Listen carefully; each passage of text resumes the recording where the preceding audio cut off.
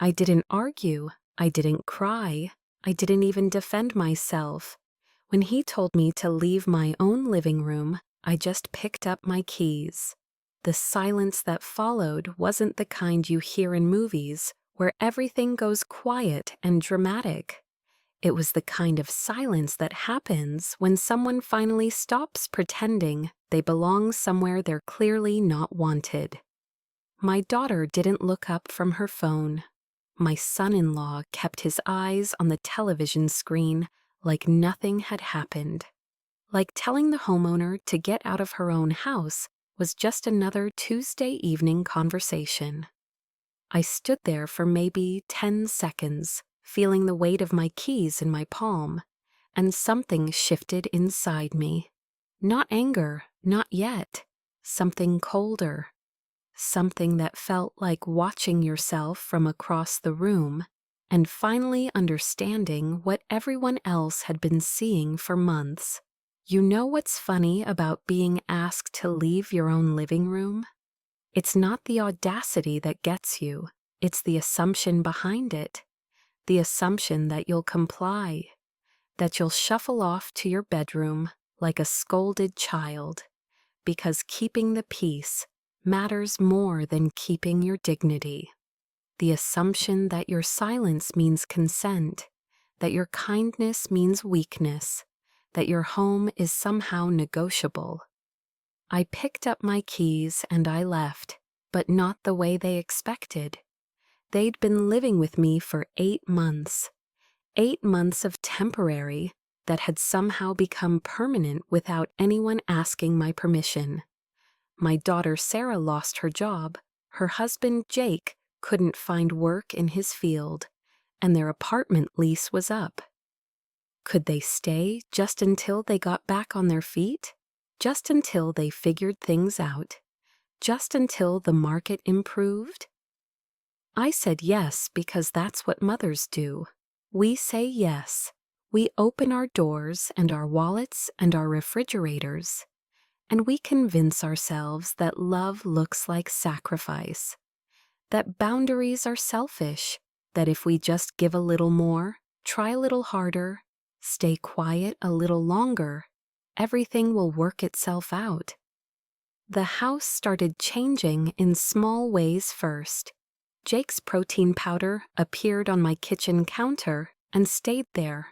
His workout equipment claimed half of my living room. Sarah's clothes migrated from the guest room to my laundry room, mixed in with mine like we were roommates instead of mother and daughter. The thermostat got adjusted without discussion. The coffee maker got replaced with something more expensive. The cable package got upgraded to include sports channels I never watched. I told myself these were minor inconveniences, temporary disruptions, the price of helping family. But every morning I walked into a kitchen that felt less and less like mine, past a living room that hummed with someone else's energy. And I started to understand that temporary had become permanent without my consent. The shift from guest to resident to owner happened gradually, then suddenly. Jake started referring to our house in casual conversation. Our internet is running slow. Our water pressure could be better. Our neighborhood is getting noisy. Sarah started making decorating suggestions, rearranging furniture, inviting friends over without asking.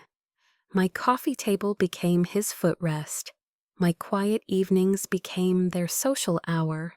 My sanctuary became their settling ground. I kept quiet because I thought I was being gracious, because I thought family meant flexibility, because I thought their comfort was more important than my control. I kept quiet because speaking up felt petty, felt small, felt like the kind of territorial behavior that turns mothers into monsters in family stories. But silence isn't always grace. Sometimes it's just delayed consequence. The evening everything changed started like any other. I came home from work, tired and ready for the kind of peace that comes from being alone in your own space. Jake was sprawled across my couch, feet up, volume high, watching some game I didn't care about. Sarah was in the kitchen, on the phone, laughing loudly about something that required animated hand gestures and dramatic voice changes. I sat down in my chair, the one piece of furniture that still felt unquestionably mine, and reached for the remote to check the news. Jake's hand shot out faster than mine. "Game's not over yet," he said, not looking away from the screen. "I just wanted to see the weather," I said. 20 more minutes. "It's my television." That's when he turned to look at me, really look at me, with the kind of expression you give someone who's said something fundamentally unreasonable. Like I'd suggested we all start speaking in riddles or eating dinner with our feet. "Seriously?" he said. "You're going to make this about ownership?" Sarah stopped talking on the phone. The kitchen went quiet. Even the house seemed to hold its breath, waiting to see what would happen when the quiet person finally spoke up. "It is my house," I said, and my voice sounded strange to my own ears, thin, uncertain, like I was asking a question instead of stating a fact. "Yeah, and we live here too now," Jake said. He said it like he was explaining something obvious to someone particularly slow. "You don't get to just change the channel in the middle of someone's show because you pay the mortgage." The logic was so twisted, it took me a moment to understand what he was really saying. That paying the mortgage didn't give me the right to use my own television. That living in my house temporarily gave him permanent claim to my space. That my ownership was somehow less important than his comfort. "This is ridiculous," I said, and I started to stand up. "You know what's ridiculous," Jake said, his voice getting louder.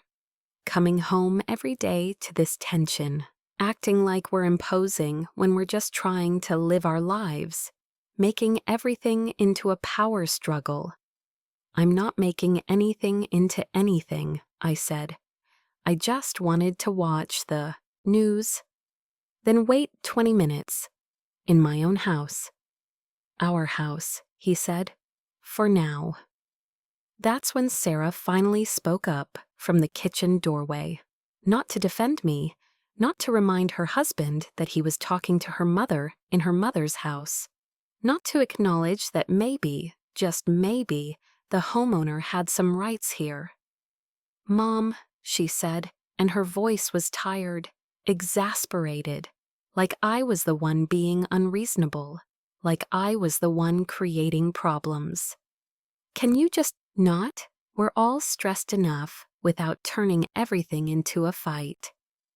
I looked at my daughter, my child, the person I'd given life to, raised, supported through college and career changes, and relationship drama, and every crisis that had brought her to my doorstep. And she was looking at me like I was the problem. Like wanting to watch television in my own living room was an unreasonable demand.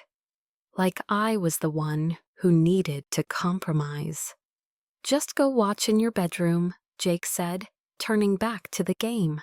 "Problem solved." And that's when he made his mistake. That's when he stopped being a temporary guest with temporary opinions and became someone who thought he could give me orders in my own house. "Actually," he said, not looking at me, "maybe you should just give us some space tonight. We've got people coming over later anyway." The room went completely still.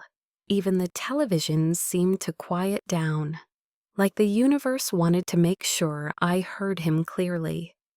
That my son-in-law, living in my house, eating my food, using my utilities, sleeping under my roof, had just told me to leave my own living room because he had social plans.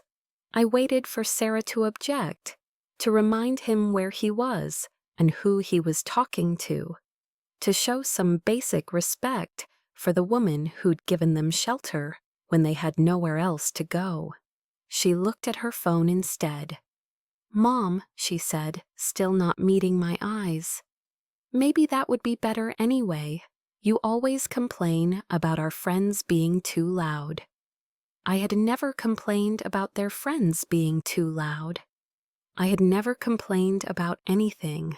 I had absorbed and adjusted and accommodated and smiled through 8 months of slow invasion, 8 months of watching my space become their space, 8 months of pretending that kindness meant surrendering control of my own life. But I had reached the moment that every quiet person reaches eventually, the moment when silence stops being strength and starts being surrender, when keeping the peace becomes losing yourself. When you realize that the people who take advantage of your kindness aren't confused about boundaries, they're counting on you not having any.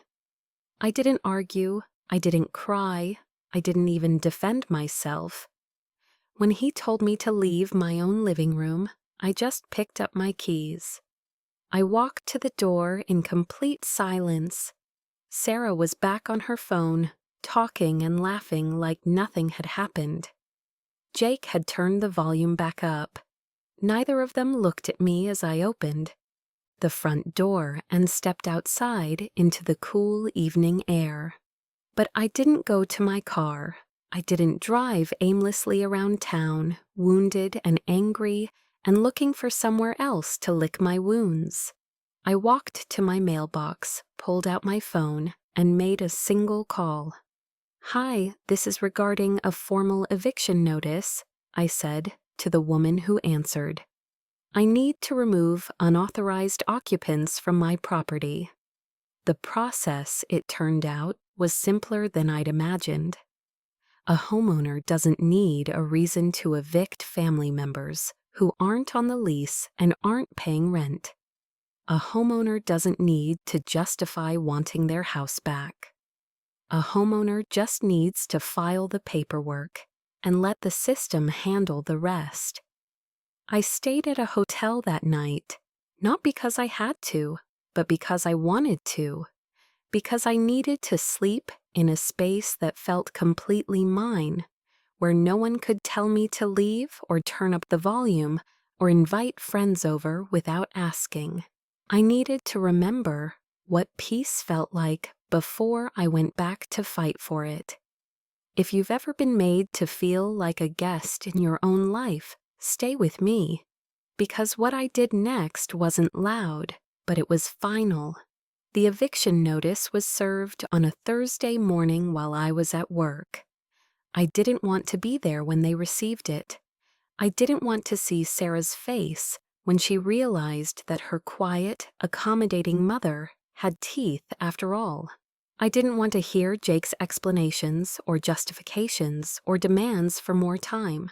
I just wanted them to understand that the conversation was over.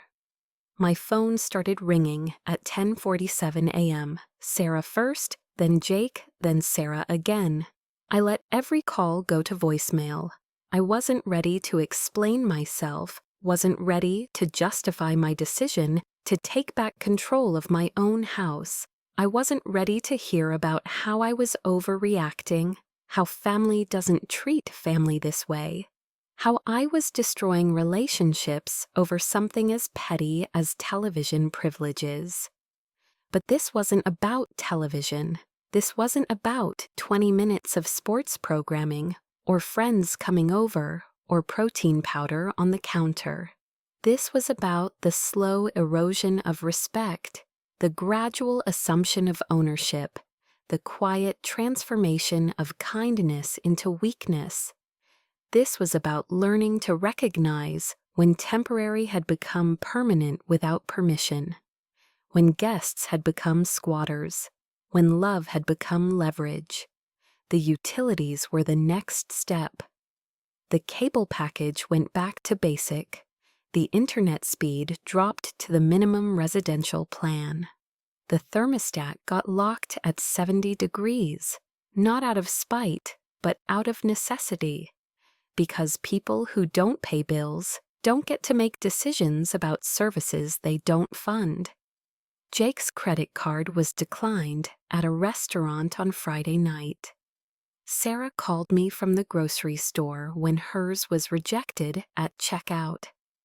They'd been using my cards for months, so gradually that I'd stopped noticing the charges.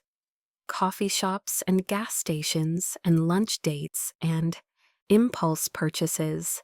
Nothing dramatic enough to argue about individually, but collectively significant enough to matter. I changed the passwords on all my accounts. I notified the bank that I was the only authorized user. I reclaimed financial control of my own life, one small protection at a time. The silence on the other end of their phone calls was different now. Not the silence of people who expected me to give in eventually, but the silence of people who were beginning to understand that this time was different, that the quiet woman who had absorbed 8 months of disrespect had finally stopped absorbing. The panic calls started over the weekend, not from Sarah or Jake, but from Sarah's friends who couldn't reach them, from Jake's family who wanted to know why they weren't answering their phones, from people who had become accustomed to my house as a social hub, my resources as a shared pool, my hospitality as a given right. I didn't answer those calls either. I wasn't angry anymore, wasn't hurt anymore, wasn't conflicted about my decision. I was just tired. Tired of being treated like a service provider instead of a person. Tired of having my kindness mistaken for weakness. Tired of people who confused shelter with ownership, temporary with permanent, love with unlimited access. Monday morning, they were gone. I came home from work to find my house exactly as they'd left it, but fundamentally different. The furniture was still moved around. The workout equipment was still in my living room. Sarah's coffee mug was still on the counter, half full and growing something green around the edges. But the energy was different. The house felt like mine again. The silence was my silence, chosen and controlled and peaceful. The space was my space, arranged for my comfort, governed by my rules, responsive to my needs. I spent that first evening alone, walking through each room, remembering what ownership felt like. Not ownership as control over other people, but ownership as control over my own environment.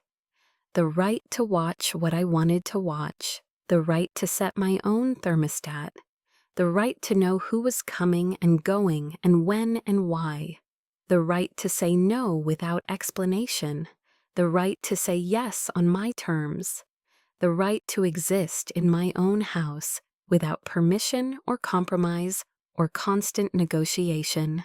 Sarah came back 2 weeks later, alone this time, without Jake, without bags, without the assumption of automatic welcome. She knocked on the door like a visitor instead of walking in like an owner. She waited to be invited inside instead of claiming space. She asked permission instead of assuming cooperation. "I'm sorry," she said, and for the first time in months, she looked at me instead of through me. I didn't realize how bad it had gotten.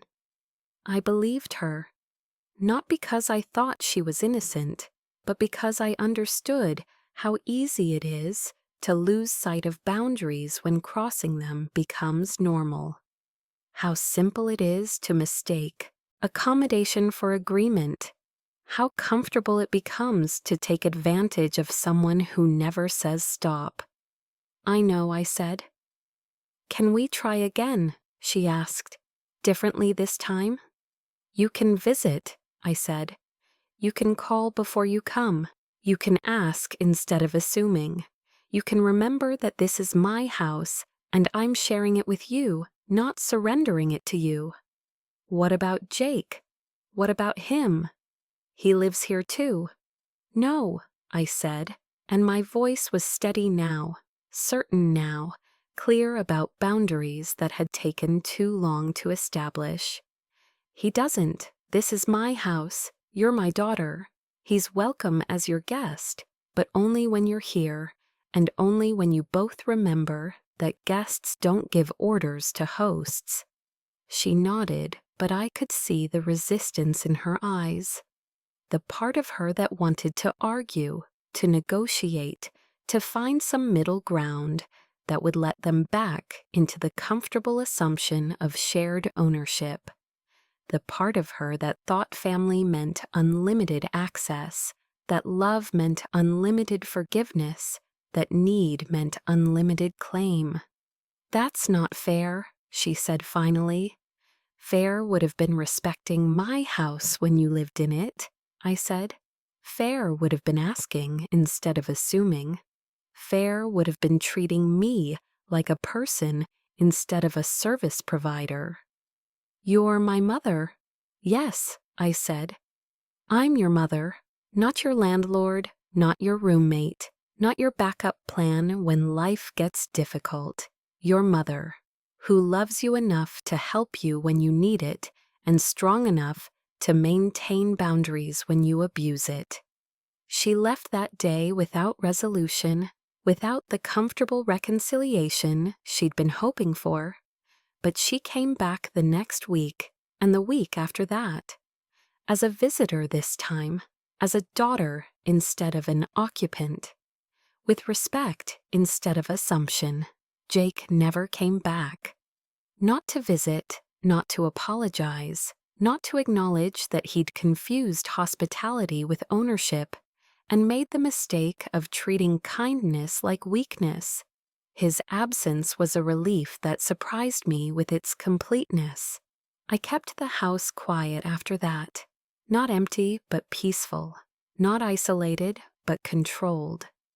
I learned the difference between being alone and being lonely, between setting boundaries and building walls, between kindness and capitulation. I learned that silence isn't always weakness. Sometimes it's strategy. Sometimes it's strength. Sometimes it's the sound of someone finally understanding their own worth. I didn't take anything from them. I just stopped giving away what was already mine. The television remote sits on my coffee table now, within easy reach whenever I want to check the weather. The thermostat stays at whatever temperature feels comfortable to me. The kitchen counter holds my coffee mug, my protein powder, my chosen arrangement of necessary things.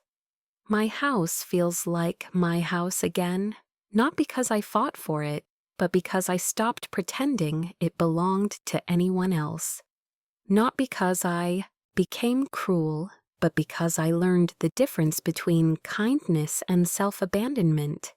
Not because I chose anger over love, but because I chose respect over peace at any price. Some evenings Sarah visits, and we watch television together in comfortable quiet. She asks before changing the channel. She offers to help with dinner instead of expecting it. She treats my space like the gift it is instead of the right she assumed it was. These are the moments that remind me that boundaries don't destroy relationships, they clarify them. That saying no to disrespect doesn't mean saying no to love. That you can't pour from an empty cup, but you also can't pour endlessly without eventually drowning yourself. The silence in my house now is different from the silence I carried for 8 months. It's not the silence of someone who's afraid to speak up, but the silence of someone who no longer needs to.